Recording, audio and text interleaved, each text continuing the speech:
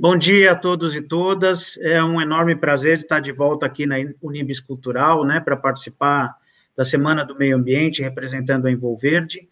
E antes dessa terrível pandemia, os diálogos Envolverde, que hoje são virtuais, eram realizados presencialmente aí na Unibis, parceira da Envolverde. Aproveito para agradecer a Laura Cruz, a Mariana Fernandes e toda a equipe da Unibis pelo convite e oportunidade para falar da urgência no combate às mudanças climáticas. É uma das questões mais importantes e fundamentais deste século, né? Por fim, antes de iniciar a minha apresentação, eu convido a todos a conhecer o trabalho desenvolvido pela Envolverde. E como disse antes, os diálogos Envolverde, que agora a gente está fazendo no modo digital, né, já que nós ainda não temos condições de voltar a ser presencial, inclusive na Unibis. Hoje nós teremos ao meio-dia a transmissão dos diálogos Envolverde Negócios Sustentáveis, quando a gente vai falar de reciclagem, e na quinta-feira os diálogos Envolverde Lives semanais, abordando o tema do ESG, que é às 11 horas da manhã. Aliás, toda quinta-feira às 11 a gente faz esse diálogos Envolverde, né? Para quem não me conhece, eu sou jornalista, meu nome é Reinaldo Canto, né? Sou jornalista há 41 anos, formado pela Casper Libero, sou pós-graduado em Inteligência Empresarial e Gestão do Conhecimento, e nos últimos 19 anos eu tenho atuado na área da sustentabilidade, cidadania e meio ambiente, né?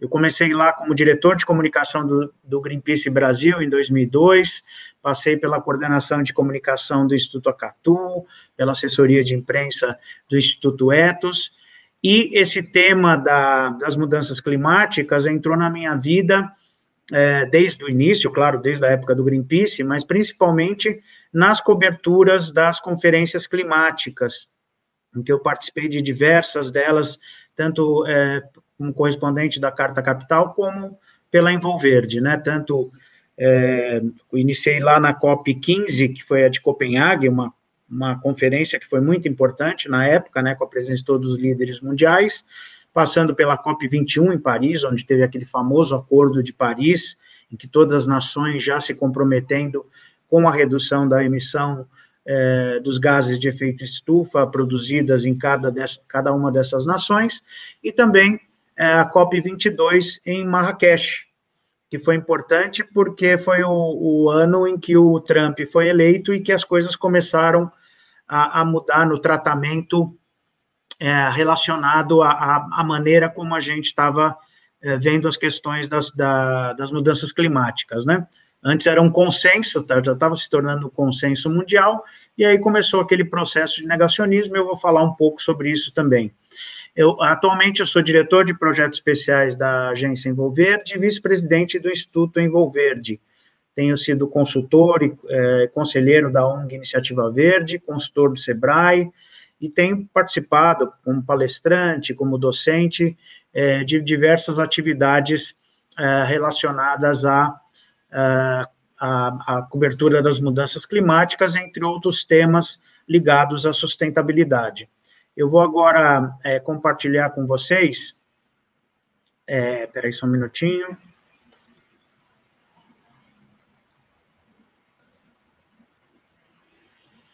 Eu vou compartilhar agora a minha apresentação.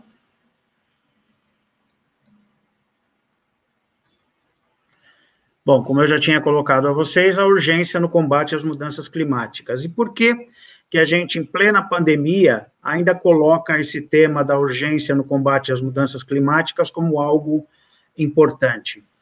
Porque, de certa maneira, a destruição dos biomas, das florestas, tudo isso traz as mesmas consequências, né? Tanto a pandemia como a liberação desses vírus, elas estão muito associadas, né? A destruição florestal, ela contribui muitíssimo para o aumento na produção dos gases de efeito estufa e também no trabalho que se faz hoje de destruição ambiental.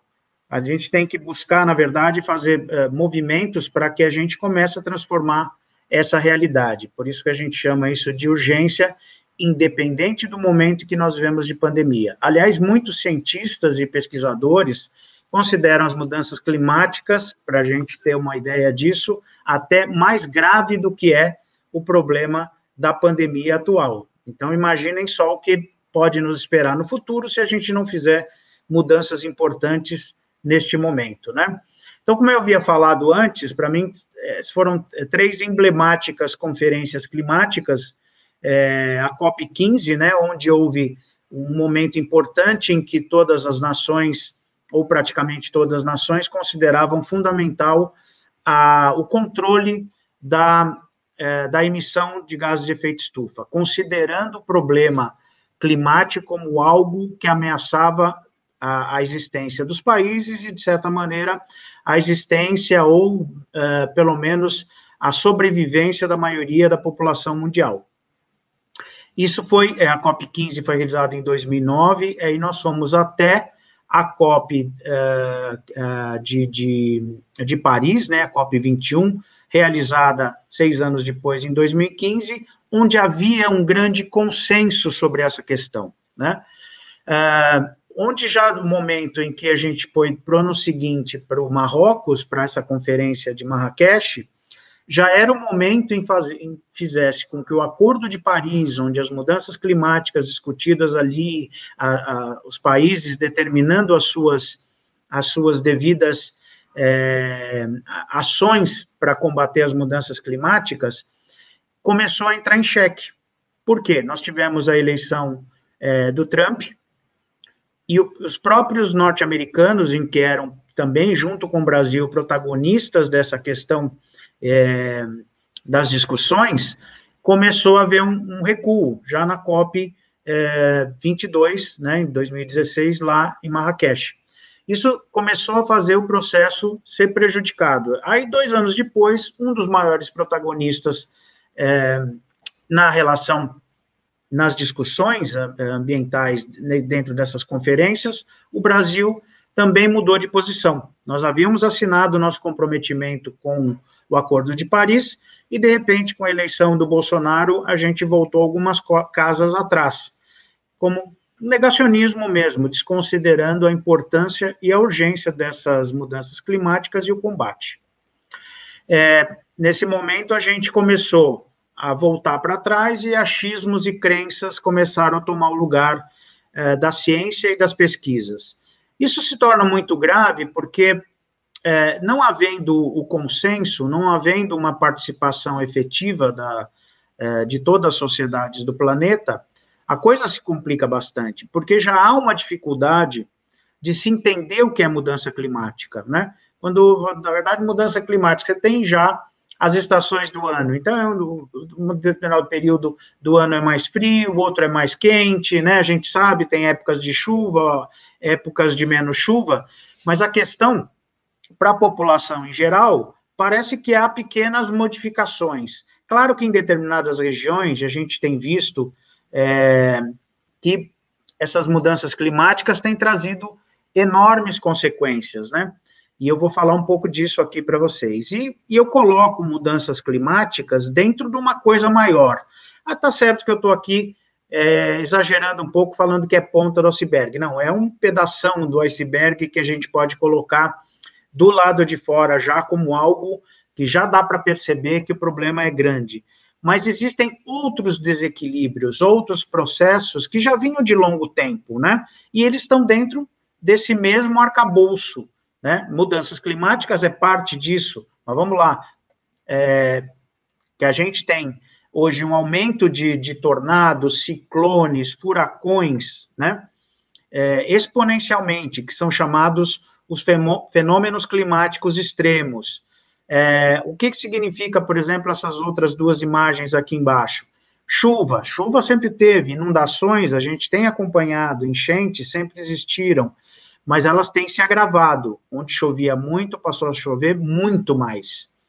Aqui na outra imagem, onde períodos que são de menos chuva, né, que a gente conhece, já está acostumado, tem chovido ainda menos, trazendo consequências maiores, como é a questão, inclusive, do novo problema que nós estamos tendo hoje dos nossos reservatórios das hidrelétricas. Nós temos hoje menos água, tanto é que já está se anunciando o aumento da conta de energia, exatamente porque ela vai ficar mais cara a partir do momento que se ligarem às chamadas termoelétricas, e que muitas vezes, algumas são movidas a gás natural, mas em muitos o combustível principal é o diesel, ou seja, mais poluente e também para as pessoas é mais caro. Então, imagina, as pessoas já vão, em muitos aspectos, percebendo que existe algo errado. E como eu disse antes, não são apenas esses fósseis, né?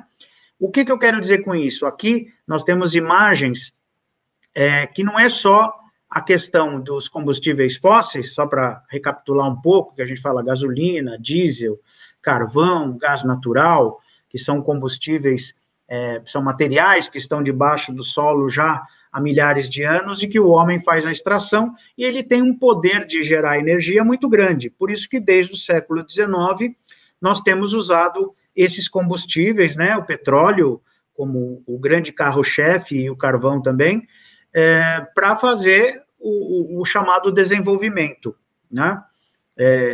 Sem dúvida nenhuma, eles foram muito importantes em vários aspectos, mas eles também trazem suas consequências, né? E algumas das consequências estão aqui. A gente tem abalos do equilíbrio ecológico, tem contaminações quando há algum tipo de vazamento, que eles são seríssimos.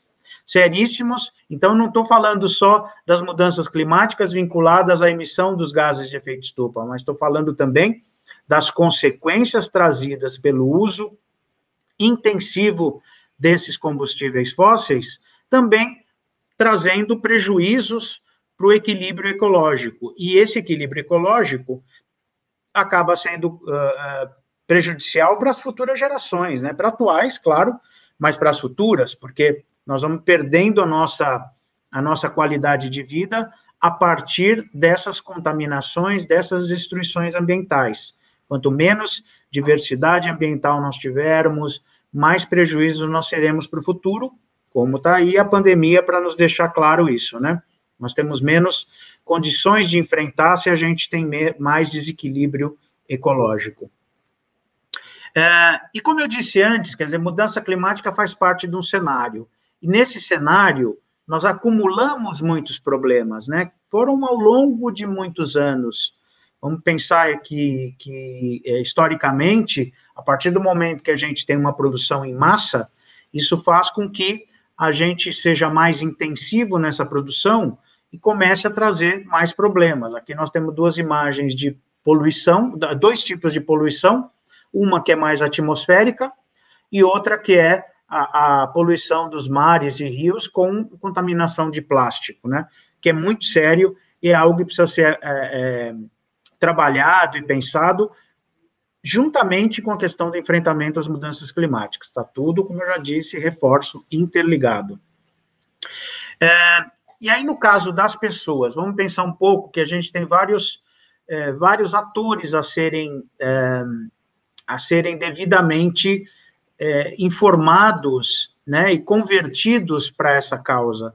Nós temos, claro, os governos, que são muito importantes para que nós tenhamos políticas públicas que sejam mais sustentáveis, né? Nós temos as empresas, aliás, muitas que já têm feito esse trabalho, porque elas veem a sua sobrevivência ameaçada graças a esses desequilíbrios, né? E nós temos também a sociedade em geral, que ela precisa reconhecer que esses problemas os afetam diretamente. Isso implica em mudança de hábitos e comportamentos, né? Seja na gestão dos lixos, né, que a gente deve sempre buscar chamar de resíduo, porque lixo não tem valor e resíduo passa a ter algum valor, e também os cuidados com o próprio consumo realizado diariamente, né? Importante ressaltar, a gente tem cidades que são disfuncionais, né? Eles estão em desarmonia com o meio ambiente, com a natureza, elas estão extremamente impermeabilizadas. Então, quando a gente fala assim, que em determinadas épocas do ano, por exemplo, em cidades grandes como São Paulo, Rio de Janeiro, Recife, Belo Horizonte, Salvador, Porto Alegre, se tem determinadas épocas de chuva em que hoje está chovendo mais do que chovia, e se essas cidades ainda mais, elas estão mais sem coberturas verdes, né, sem as árvores, sem grama, estão mais asfaltadas, vai significar que vai potencializar as enchentes nessas cidades, vai trazer prejuízo, vai trazer dor, vai trazer morte, trazer perda patrimonial para as pessoas. Então, vejam, mudanças climáticas associadas a um descompasso, a um desequilíbrio também que se faz no dia a dia do ser humano, vai ampliando o problema, né? Então, a gente vai tendo consequências mais graves e piores, né?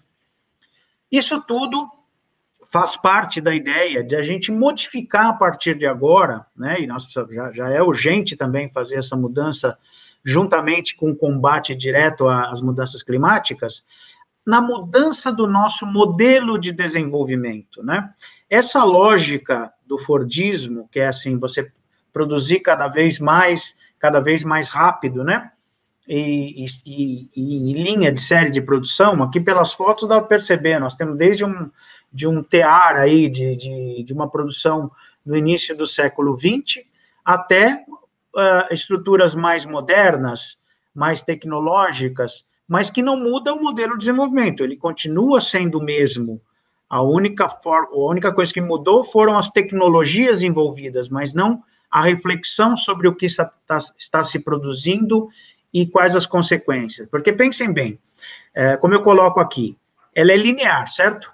A produção, ela vai lá no começo, lá você tem a matéria-prima, depois entra na transformação dessa matéria-prima para se transformar num outro produto, esse produto vai para o seu consumidor final, e esse consumidor vai descartar. Então, ela é linear, ela é infinita pelo fato das empresas praticamente não pararem as suas produções, absolutamente intensiva, cada vez mais rápido, né, com consumos enormes de água, de energia, de matéria-prima, e ela é altamente ilógica. Por que ela é ilógica? Porque ela não pensa na questão da finitude do planeta. Ela não entende que nós somos redondos, nós não somos lineares. Portanto, se nós somos redondos, significa que o que nós produzimos não pode ser descartado, não deve ser descartado, porque esses materiais, eles precisam voltar para a linha de produção, de uma outra maneira, de uma maneira mais amigável ao meio ambiente, mas com certeza não descartando como nós temos feito há tanto tempo. Isso tudo contribui muito também para a questão dos lixões aterrosanitários, aliás, que são vetores também de emissão de gases de efeito estufa a partir da deterioração desses materiais, principalmente matéria orgânica. Matéria orgânica, como vocês sabem, ela se transformou ali nos fósseis exatamente porque foram durante milhares de anos material orgânico sendo deteriorado, né?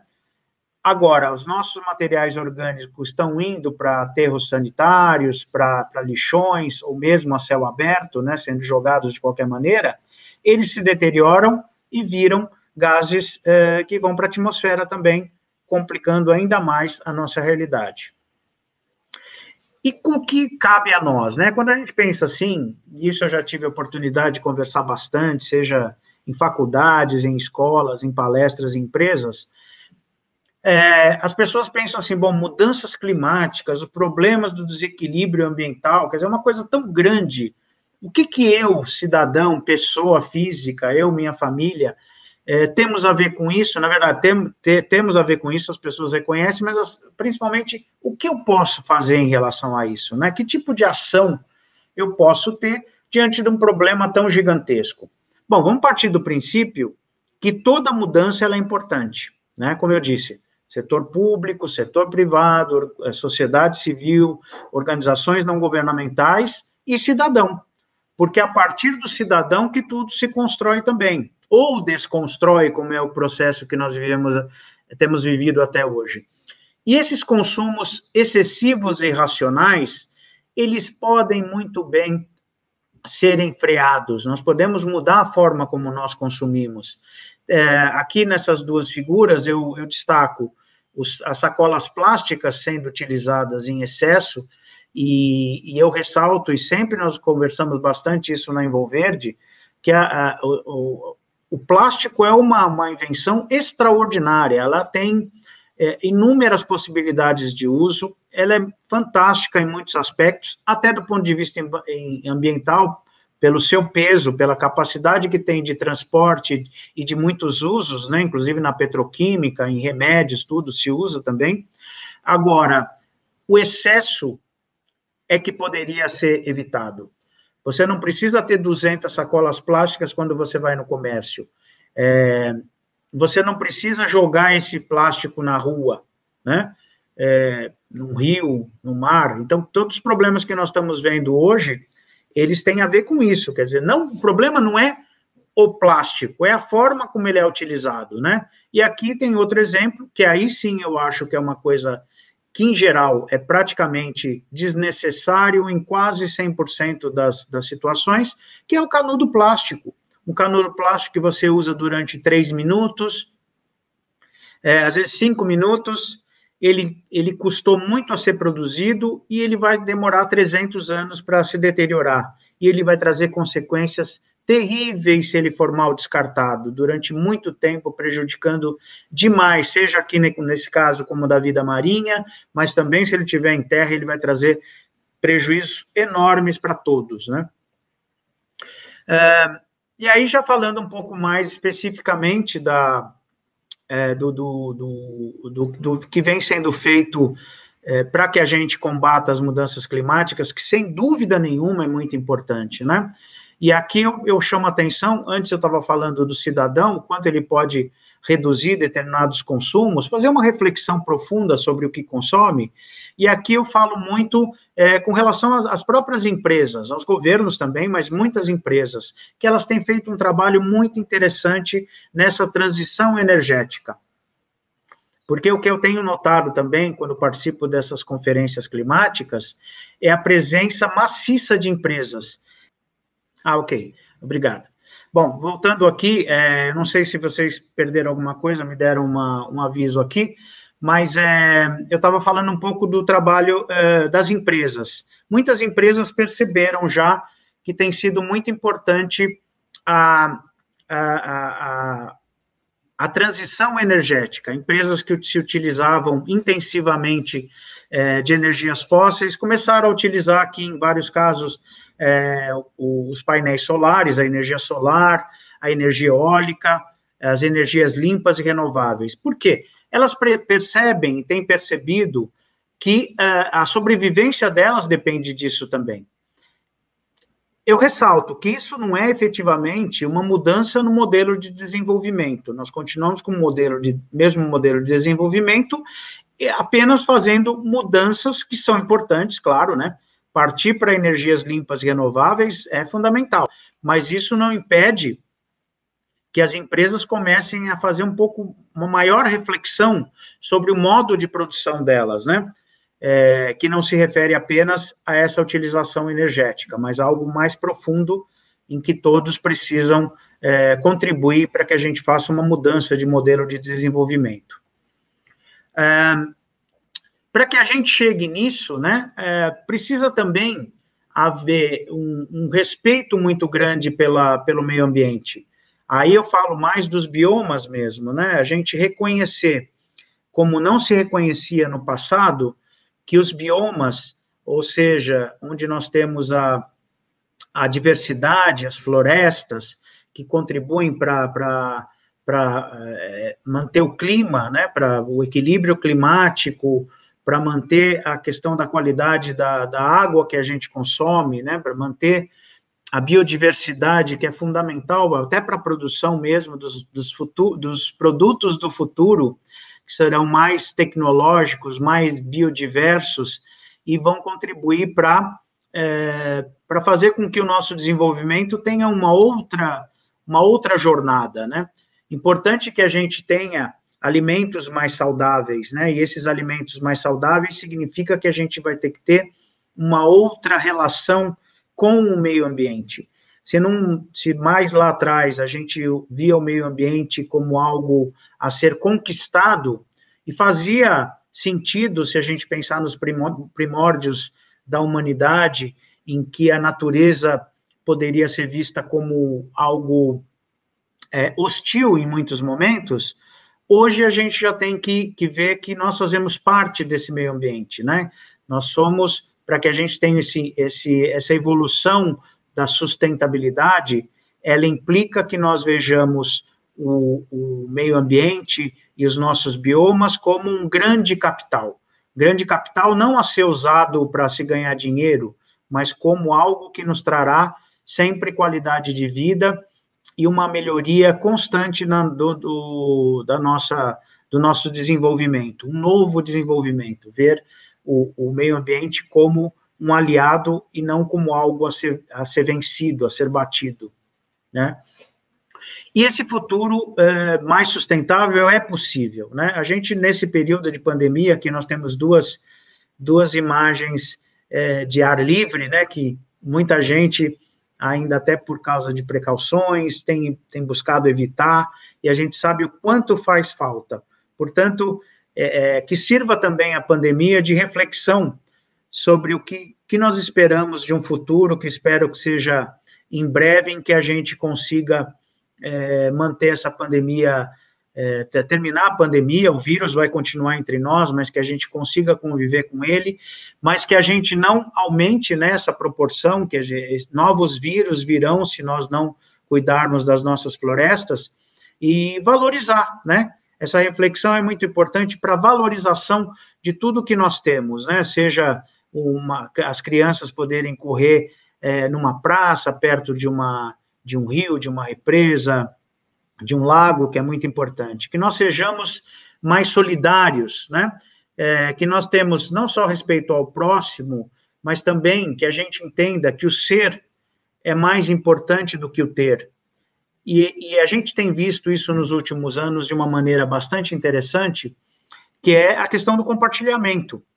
Muitas coisas começaram a ser mais compartilhadas. Eu não preciso ter determinadas coisas, eu posso usufruir dela em determinados momentos e simplesmente depois eu não preciso tê-la sobre a minha posse, eu posso passar para outra pessoa. A gente tem visto isso muito com carros, né?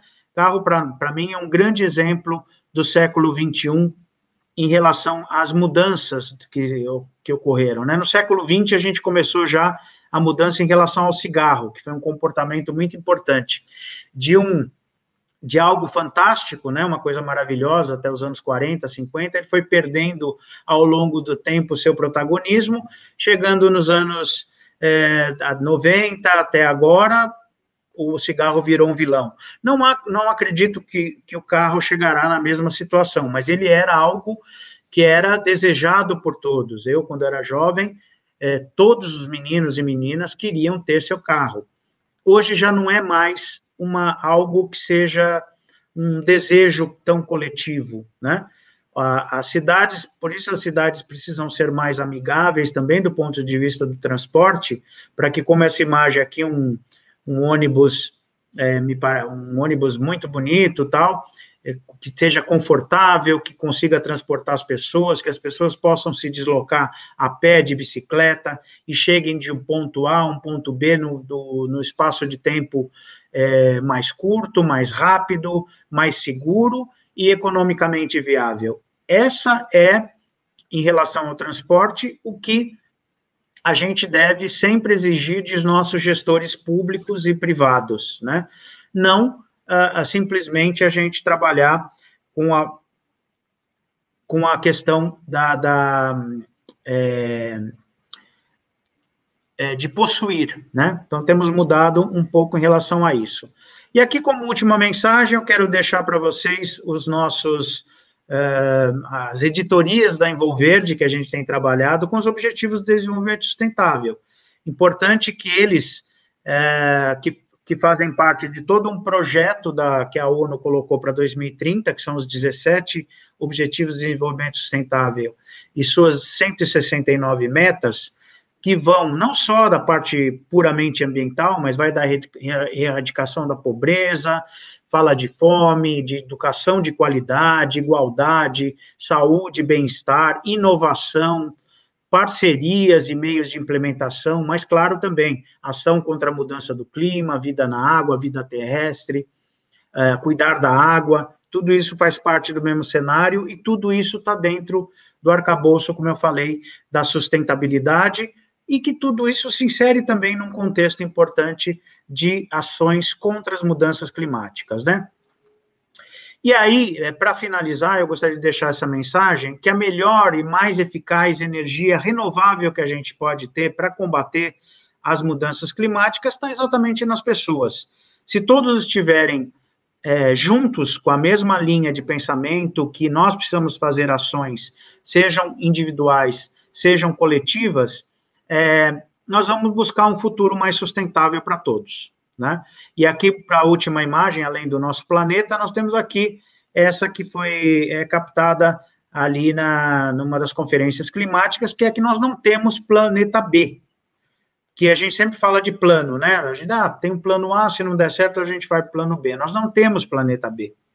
Então, nós temos que cuidar daquele que nós temos à disposição. É a nossa casa, a casa dos nossos filhos, dos nossos netos, das futuras gerações. E, portanto, nós devemos cuidar delas, desse planeta, da melhor maneira possível, né?